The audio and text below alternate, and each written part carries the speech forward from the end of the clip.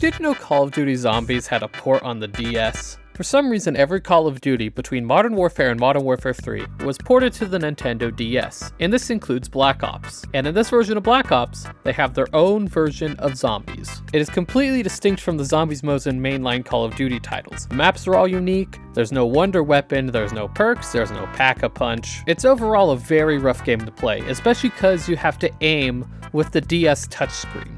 The aiming alone makes it very difficult, but on top of that, the zombies can kill you in one hit, and they scale a ton in health between rounds. Like round 1, you can kill a zombie with a one shot to the head, and then by round 5, it takes almost an entire AK-47 clip to the head to down one.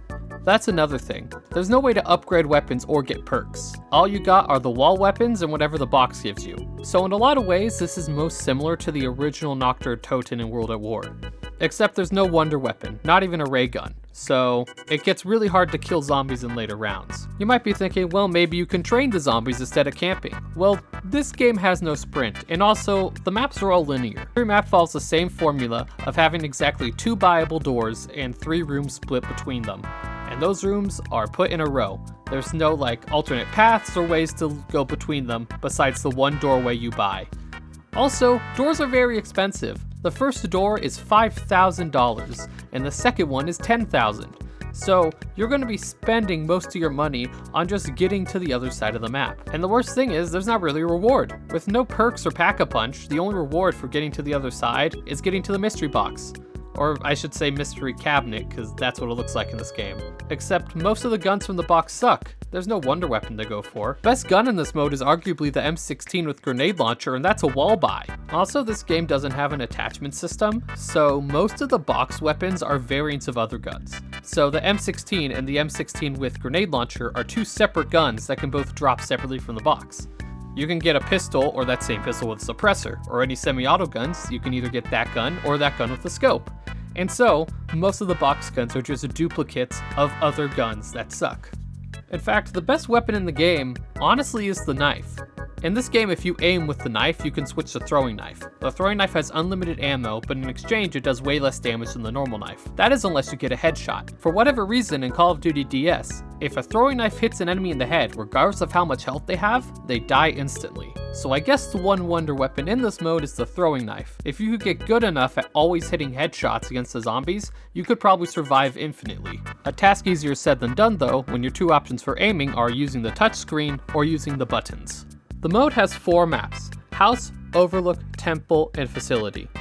All of them are very simplistic in the same 3-room with 2 doors design. And all of them aren't really that good by zombie standards. The only map that I think is okay is Facility. Temple and House are kind of iffy, and Overlook can burn in hell. Honestly, the real end game is just getting to the end of each map. Like, with one door being 5,000, the second being 10,000. That's kind of the goal. You just kind of want to get to that last room to see what it looks like. Other than that, progressing through the map has no real benefit. You just want to get to the box or get to the M16 with grenade launcher, whichever comes first. And then it's just a matter of trying to survive the best you can. The game does have power-ups, thankfully, and it has all the normal ones, except for whatever reason Carpenter is called Reconstruction. Fire Sale works a bit different because there's only one box and it doesn't have that many guns. Instead of making every box in the map show up and go super fast, it just makes everything in the map cost half its normal cost. So that's the box, wall weapons, and opening doors. So getting an early on Fire Sale, especially if you got a double points too, means you can set up at the end of the map really early. Getting a power-up is honestly a godsend, because when there's no perks or pack-a-punch or any other crutches, power-ups are kind of your only thing to survive, except insta-kill. Insta-kill sucks in this game. I think they coded it so it just increases your damage by a certain amount, because once you reach a certain point, insta-kill won't insta-kill anymore. The Zombies mode, and honestly all the Call of Duty DS games in general, have a lot of issues. And it makes sense when you think about it. These were released yearly on the DS by the same development studio. Each of these games was made in 12 months or under, and the zombie mode is really impressive for the fact it exists on the DS. The fact that it's this functional at all is pretty incredible considering it's on the DS and was made in less than a year. I mean, I would like to see it have more stuff in it, but who knows? The lack of perks and pack-a-punch could easily be either a time constraint or a technology constraint. Maybe the DS just couldn't handle anything more complex. We may never know. I'm gonna leave you with some tips for this mode before I go. First of all, throwing knife is always a one-shot headshot. Pretty good in a bind, and if you get good with it, it can be your main weapon. Another thing, if you kill a zombie when it's in the middle of an animation at a window, it will teleport through and can hit you. So stand away from windows when you're killing zombies on the other side, because that's gotten me quite a few times. In fact, on the same point, just don't even bother with windows. They get torn down quicker than any windows in any other zombies mode do.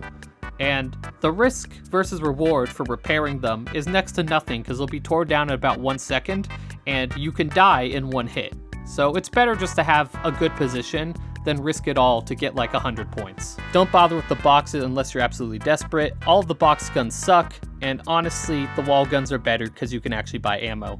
Max ammos are incredibly rare in this game to the point where I don't even know if they exist. Like, I can't remember if I've ever picked one up. I think that's about it. If you like this video, please like and subscribe or follow or whatever it is, and I'll see you next time.